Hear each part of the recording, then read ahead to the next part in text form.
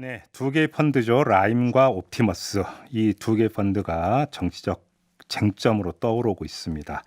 이 두 펀드의 여권 인사들의 이름이 오르락내리락 하면서 이거 권력형 게이트 아니냐. 야당은 이렇게 주장을 하고 있고요. 국정감사에서 이 문제를 집중적으로 제기를 하고 있는데요.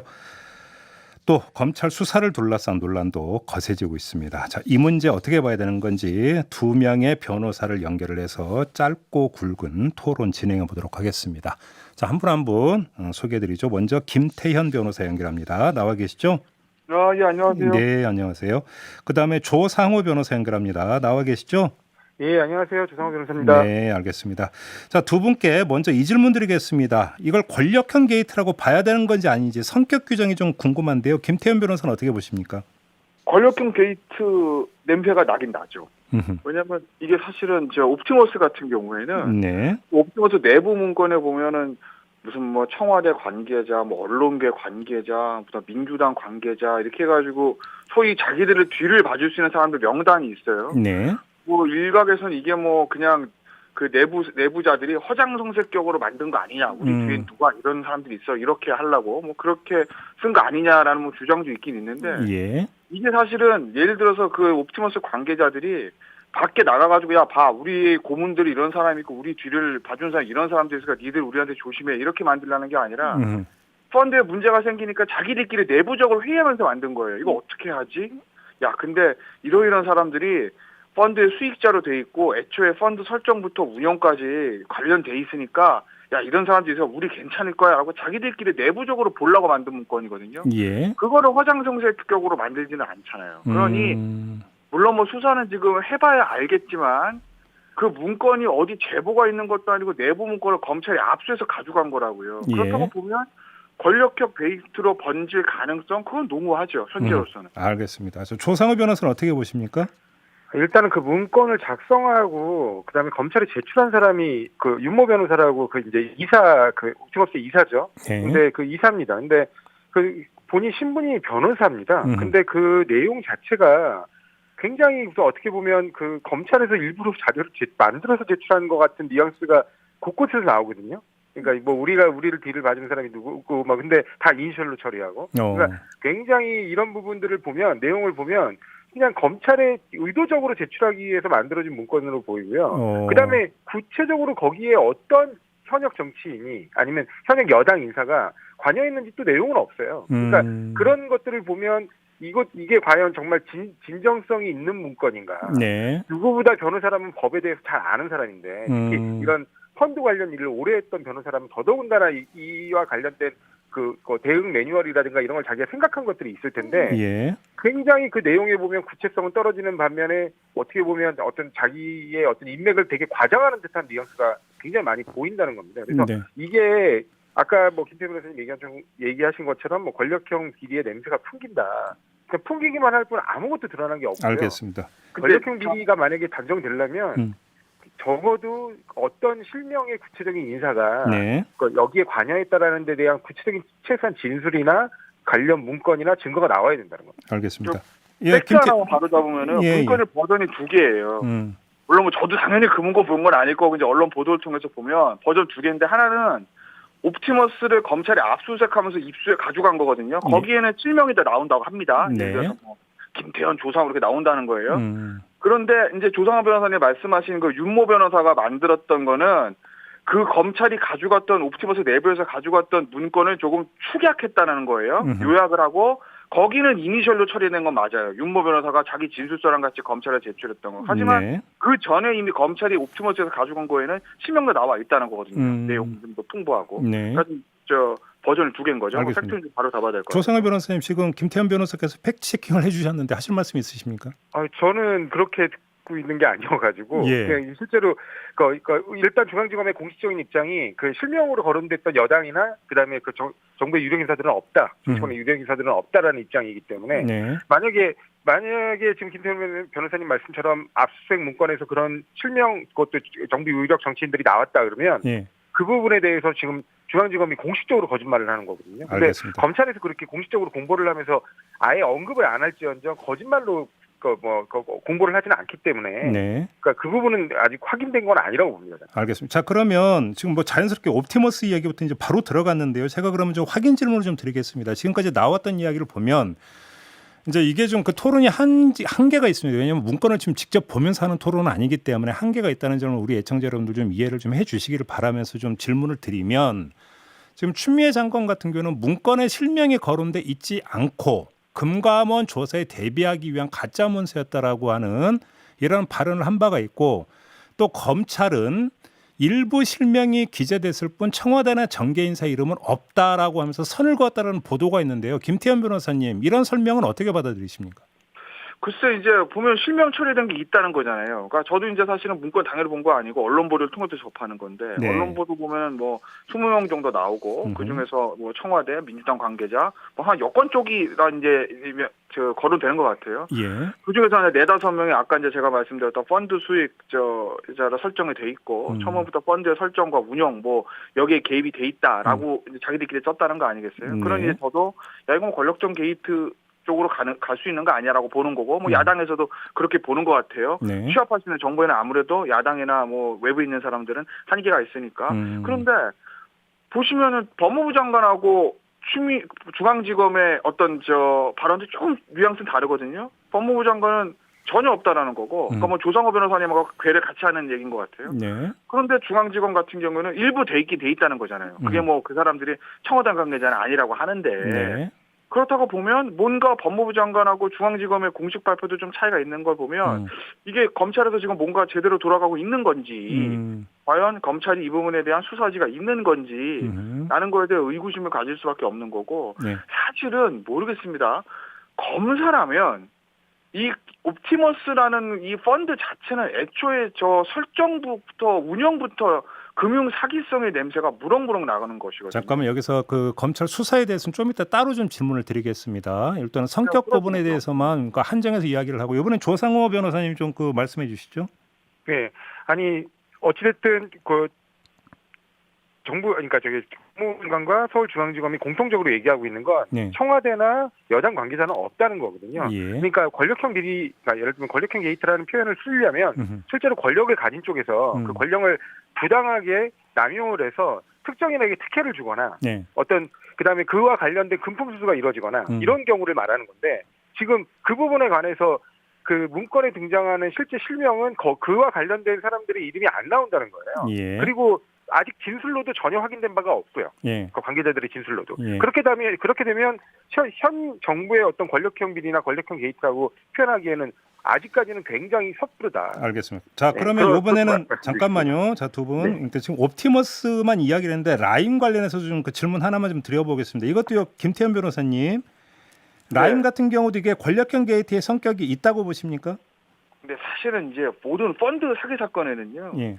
대부분 어떤 권력의 뒷배를 좀 타고 하려는 그 펀드 금융 사기범들의 어떤 그런 본성들이 좀 있어요. 그래서 항상 권력형 게이트로 번질 가능성은 내재적으로 존재는 해요. 다만 네. 그게 이제 실제로 그런 어떤 불법 로비라든지 이런 것들을 해서 예. 그 이제 권력형 게이트로 번지느냐 안 번지느냐의 차이지 내재는 하고 있다고요. 예. 근데 라임도 내재는 하고 있는 건 맞아요. 근데 물론 근데 지금 이제 김봉현 회장 입에서 뭐 강기정 전 수석에게 돈을 본인이 사실 전달한 건 아니지만 그렇죠. 전달하기 위해서 중간에 이모 대표한테 주었다라는 진술까지 나온 거라고요. 예. 물론 이모 대표 부인하고 강기정 전 수석도 안 받았다고 좀 부인하고 있죠. 네. 그거 같은 경우에는 일단은 김봉현 회장으로부터 이 대표한테까지 돈이 일부는 전달된 건 맞는 거고 네. 이 전 대표가 강기정 전 수석을 만나러 청와대에 들어간 것까지 맞는 거거든요. 네네. 다만 이제 강기정 전 수석 돈이 갔는지 안 갔는지 뭐 이 전 대표 가운데서 배달 사고를 냈는지 이게 이제 문제가 있는 거지. 네. 근데 설사 강기정 수석이 안 받았다고 하시니까 제가 안 받았다고 가정하라고 말씀드려도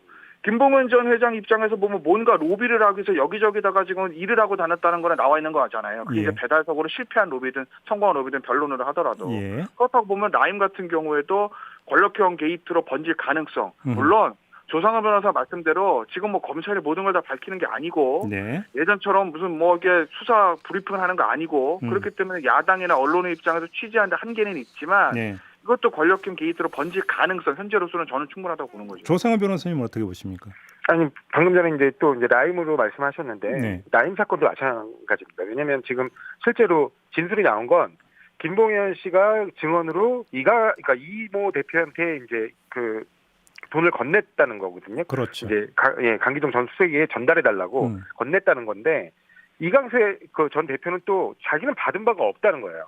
그러니까 1, 2천만 원 정도, 그러니까 1,000만 원 받았던 거죠. 네, 1,000만 원 정도를 이제 뭐 기자 진행비로 받았다는 거 외에는 네. 이거 그렇게 그 5천만 원이란 거액을 받은 적도 없고 실제로 전달한 바도 없다는 거거든요. 그렇게 되면 솔직히 강기정 전 수석 입장에서는 되게 억울한 게 자기랑 실제로 대면한 사람은 돈을 안 줬다는데 그 다른 사람이 자꾸 이제 돈을 줬다고 주장하는 상황이거든요. 그러니까 검찰 입장에서도 어쩔 수 없이 변호사법 위반으로 기소를 했어요. 그러니까 왜냐하면 중간에 이제 돈을 전달해 준다는 명목으로 이강수 전 대표가 돈을 받았다고 이제 그게 이제 공소사실이 줍니다. 그러니까 결과적으로 중간에 돈을 전달한 사람이 또 이제 실제로 돈을 건넸다라는 진술이 나왔다면 이제 그 주장의 신빙성을 검증해 보기 위해서 여러 가지 수사를 진행할 텐데 자기가 건넨 바가 없다고 얘기해서 거기서 막히는 상황이면 더 이상 진행할 수 있는 방법이 없고요. 그리고 그 상대방 입장에서도 방어할 수 있는 방법이 없어요. 저런 식으로 그냥 일방적으로 의혹 제기를 하게 되면 아니 내가 이 사람을 실제로 받고 예를 들면 어떠한 경위로 나는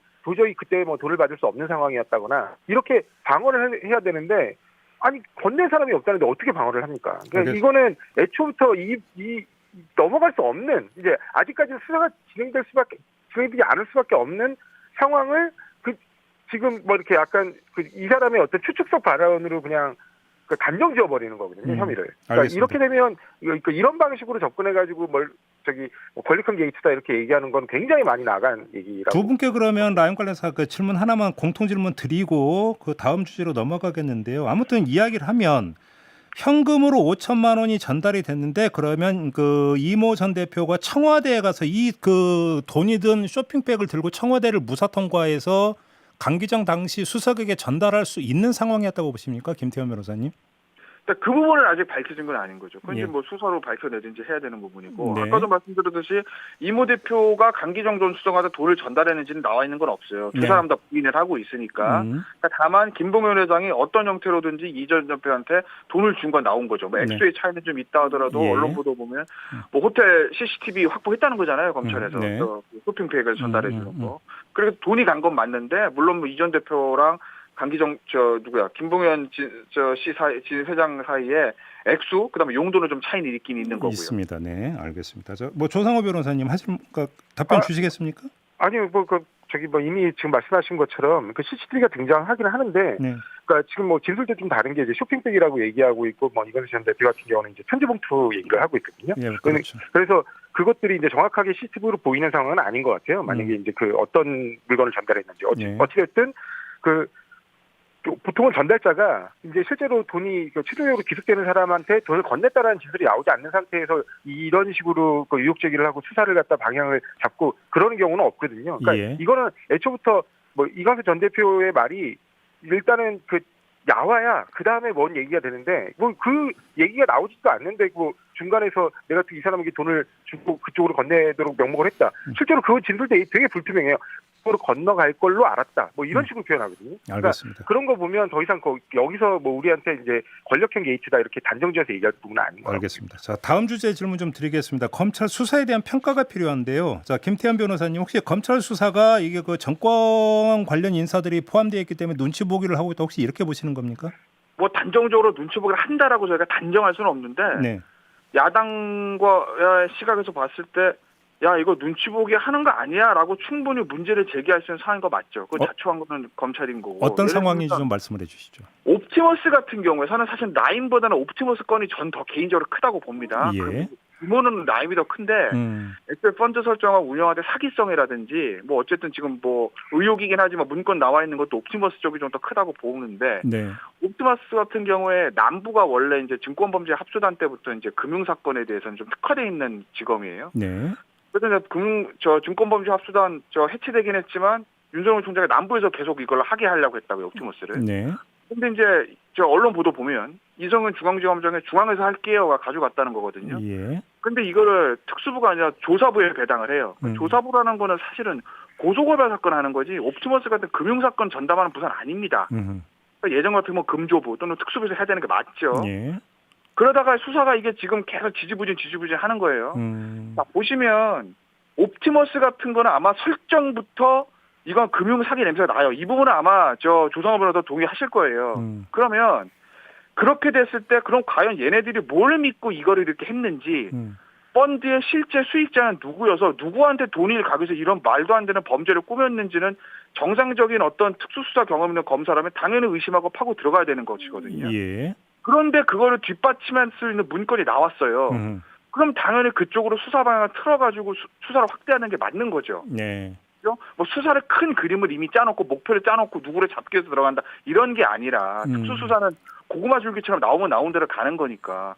그런데 검찰이 거기에 대해서 어느 정도 지금 수사를 진행했느냐라는 걸 보면 과연 수사 의지가 있느냐? 더군다나 이거 옵티머스 수사에 관한 내용 같은 거 총장한테 보고도 안 했다고 지금 일부 언론 보도 보면 나오는 거 아니겠습니까? 네네. 총장 요새 최근에 언론 보고 알아서 철저 조사 지시했다고. 네. 이렇게 되면 이성용 중앙지검을 이끄는 이 수사 결과 뭐가 나오든지 간에 계속 의구심 남을 수밖에 없는 거 아니겠어요, 상황이? 알겠습니다. 다투면 검찰이 한 거 아니겠어요? 자, 조성우 변호사님 어떻게 보십니까?